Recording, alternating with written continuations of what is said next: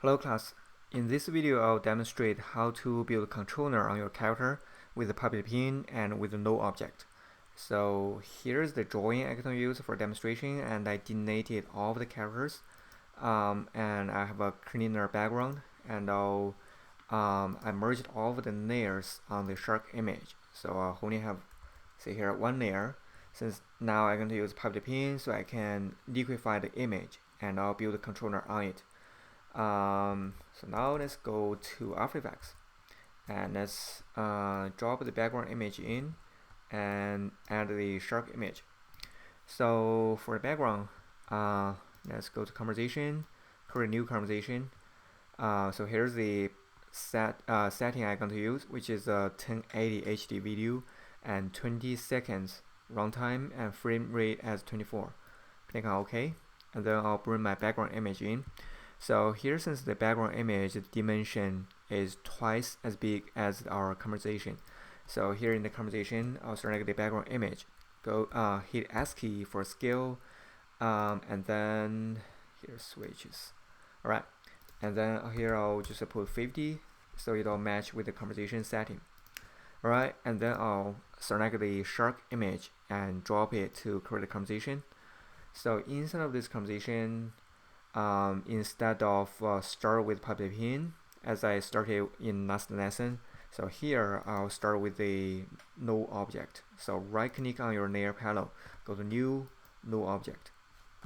Okay, so for the no object, first I want to scale it down. So first left click on the right bottom corner, scale it, and then hold down Shift K so you can keep its proportion. Okay, so scale it down and then place it on the on the head. So one thing matters is the left top corner of the no object. As you can see here, it has a circle, so that means the no object's anchor point is on its left top corner. So we want this anchor point located at the center of the character's body, the part we have placed. So here we'll rename this null as right click and rename body 1. As you can see, B as caps lock. Okay, and then we'll hit Command D to make a duplication. So if you're on Windows, use Control D instead. So here I'm on Mac, so Command D to make a duplication. As you can see, it automatically renamed the duplicated layer. So I can move it to different location, and here's the anchor point.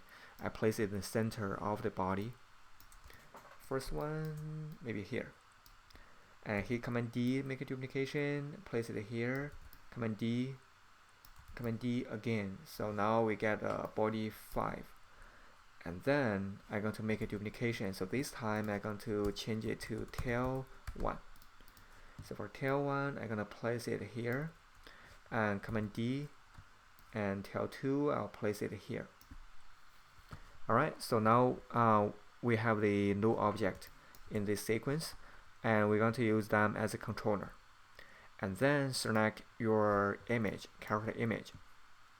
You can zoom in closer, and then I'll use puppet pin tool. And make sure you select your image, character image, and click on the left top corner of the null. Okay, so we'll drop a pin on the image at this position, which is the top left corner of the null. So this first one, and then we'll drop the second one, and then third one. I just follow the same order as how I created the null object. Fourth one and fifth one, and then move on to the tail. So we started with this one, first one on tail, second one on the tail. Alright, and then go to the effect under the image. Under puppet, you'll find a mesh and deform, and then here are the pins we have created. As you can see, this is the first pin, right?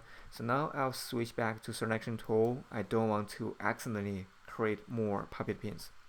Alright, this is the first one, second one, and as you can see, here's the first null, second null, right? So I can just copy the null object's name and then paste it onto the pin that has the same position. So you don't have to do this step, but I prefer to do it to be able to identify each pin. So here should be third one. Here should be fourth one, and here should be the fifth, and here it should be tail one, right? Oops, should be tail one and tail two. All right, and now let's move on to the next step, and we're going to apply script. So here I got this public pin script, and I'll post the script under the video, and also I'll post it on Blackboard so you can copy it and use it for your project. So copy this script and then move on to here. So go to each pin and click on this arrow, and here you got the keyframe, right? So when you create a public pin, by default it already created a keyframe. So here we'll hold down Option key and then left click on this pin, on this keyframe. So you'll open the script box, and then Command V to paste your script here, and then just click on a empty spot and release. So you'll apply the script. So now it says, it has a expression arrow, so the script has some arrow, so you'll not be able to execute it. So here, let's go back to our script. Let me explain you the function of the script.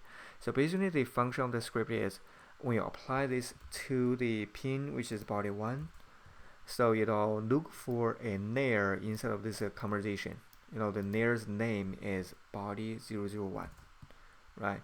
So here we don't have any layer. That name is body 001. See, B as lowercase and 2 zeros.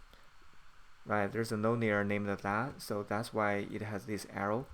So when you apply this whole script, the only thing you will have to change is the layer name. Right, I'll show you later. So look for this layer, and then what you will do is, it will change the public pin's position, and it will be equal to the layer's anchor point position, which is here.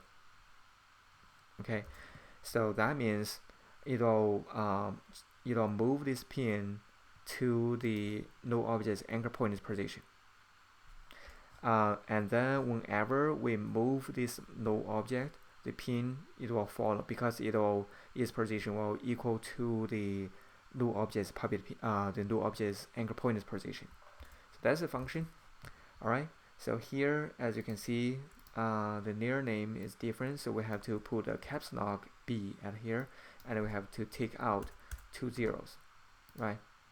So now if we apply, and then see, it works. And anytime if you have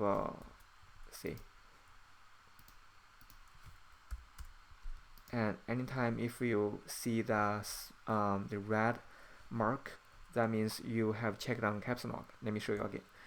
So here I'll just copy this whole script, and then I'll go to the second one and hold down Option key and click open and paste it here and change it to body 2. And see, when I release, it says refresh disabled because I have caps lock checked on. So just uncheck, you will be able to refresh.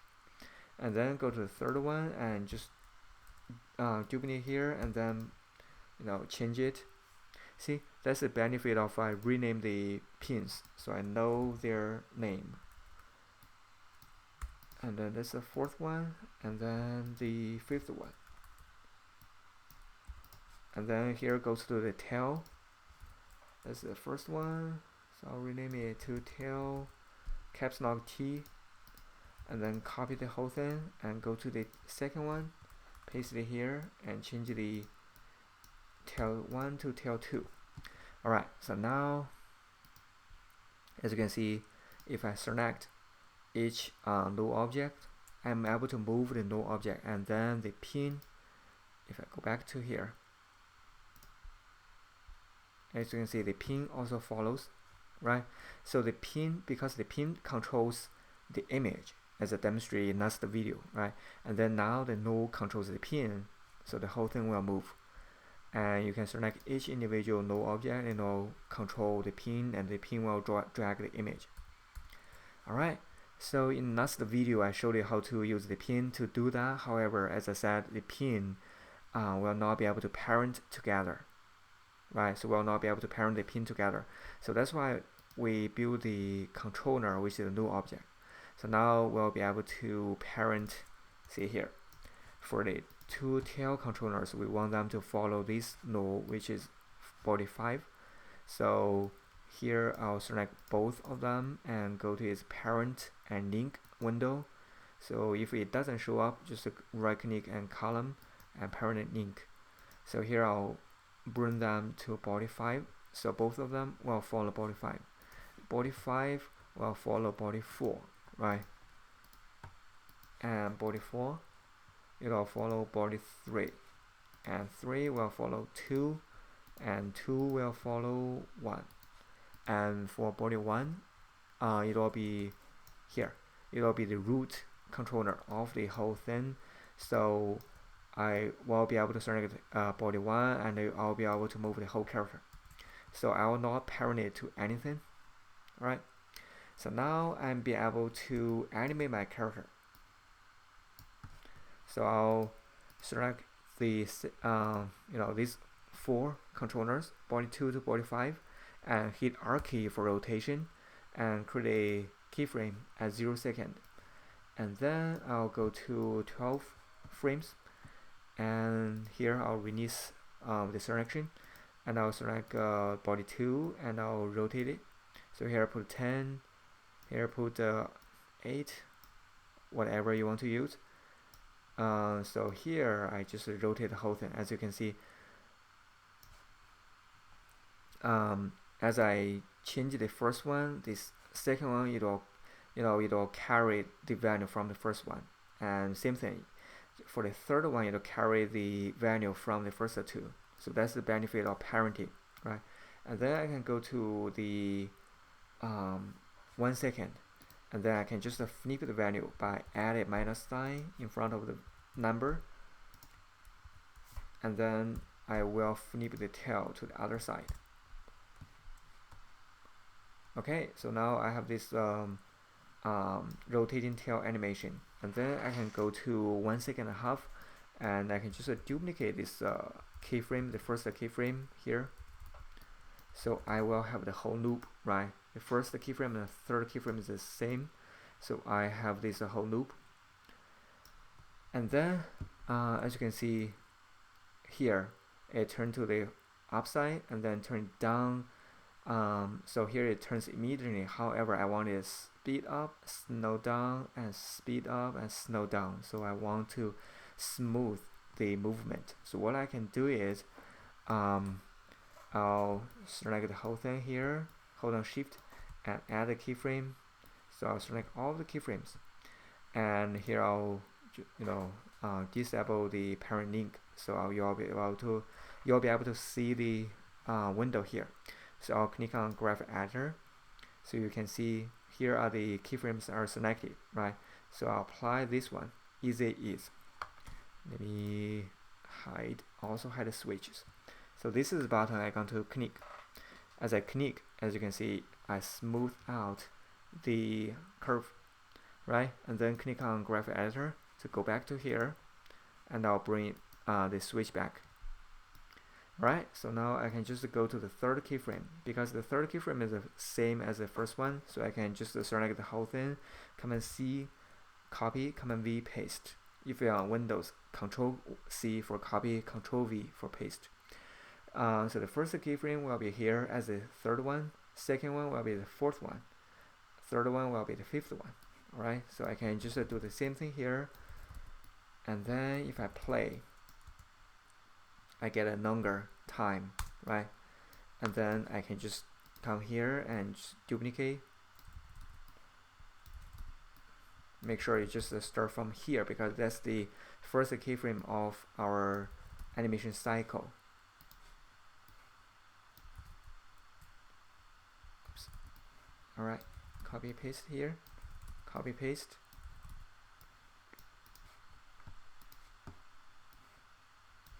Copy paste.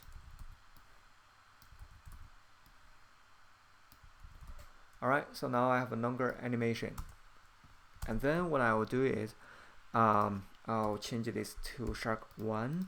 The reason why I do this is I'll just drop it to create a new conversation. So now I have this conversation putting together, right?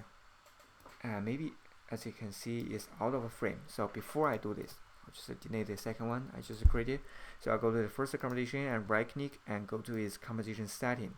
You can also do it by going here, right click, conversation setting. And I'm going to increase the conversation size because the tail is out of frame, right? Alright, click on OK, and then drag it, create a new conversation. And for this conversation, what I'll do is go to the P for position, and then I'll create a 1 keyframe, and then at about maybe between 1 second, 2 seconds, I'll move it down vertically, and then here I'll bring it up vertically, and here I get a longer time and bring it down, and then maybe here, I just make sure the time is not equal between each 2 keyframes, so I have these variations. So basically, inside of this conversation, I just create this up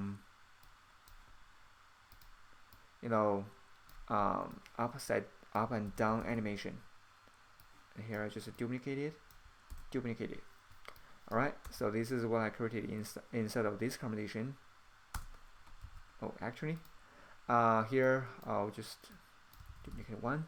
And then, as you can see, the keyframe is not smooth, so I'll select the whole thing, go to graphic editor, make sure you select the whole thing, and apply easy ease, so to smooth all the keyframes. Alright, so now, as you can see, when you get to here, it will smoothly move to a different direction. Alright, so that's the second conversation, and then I'll drag it to create a new conversation. Actually, I think we're ready to go. So I'll go to the background conversation and bring it in here. Alright, and then I'll move it to the right corner and go to the P for position, create a 1 conversation, 1 keyframe, and then go to 3 seconds and move it to this direction. And now I think 3 seconds is too much, so here I'll just go 1.5 seconds. Okay, select the whole thing and go to here, select the keyframe again, make sure you are highlighting them, and apply easy ease so you can smooth the transition.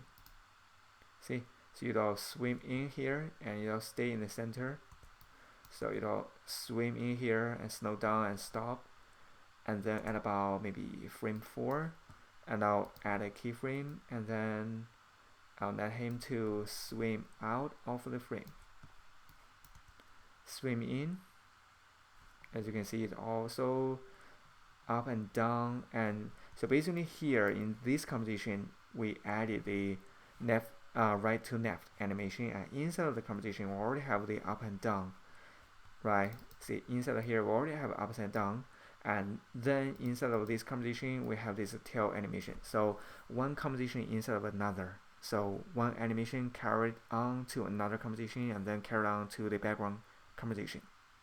So that's the whole workflow of how to create a controller on your character and how to use conversation to have a more kind of complex animation.